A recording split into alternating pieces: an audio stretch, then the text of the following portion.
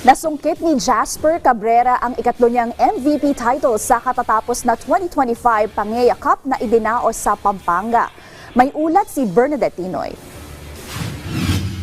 Daan-daang atletang lumahok at nagdiwang sa ika-30 anibersaryo ng Pangea Cup International Tournament sa Clark Field, Pampanga, kung saan nadepensahan ng Cebuano Villiers Slow Pitch Softball Team ang titulo ng pagiging kampiyon sa Men's Division A. Ayon kay 2025 Pangea Cup Most Valuable Player Jasper Cabrera, hindi naging madali ang edisyon ngayong taon dahil nahirapan silang talunin ng Korea Guzzlers sa semifinals at Saigon Buffaloes sa final round.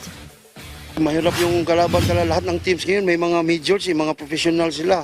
Kaya hindi basta-basta pag manalo dito, kaya ang ano namin, wala time, kailangan manalo lang. Yun lang, yung start ng game na yun, talo agad, kaya paahon. Buti naman, naka-recover, nakabalik agad. Dagdag pa ng 49-year-old athlete na nagpakita ng determinasyon at lakas sa bawat miyembro ng kanilang koponan, kaya naman hindi niya lubos sa kalain na mabubulsan niya ang MVP title sa ikatlong pagkakataon. Hindi nga na dapat na dahil 3 taon na naka MVP at 3-peat ko na nakuha yun. Sabi ko, hindi ko nga akalain sa edad ko, hindi ko akalain na nakuha ko pa yung award ulit ngayon. Kasi swerte lang talaga, maganda, breaks of the game, maganda ang pinakita. Sa tulong din ng mga teammates ko, nakuha ko yung extra bonus ng MVP na yun.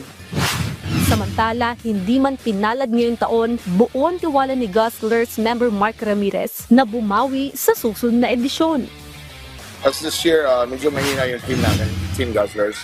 Pero every year na sumasali kami, consistent naman yun na nasa super division kami. Yung program kasi dito sa atin, tuloy-tuloy naman. Oo. At saka yung slow pitch is more on like club team, and more on recreation, but dito, as every year, nagiging seryoso ang mga team at competitive na yung team natin.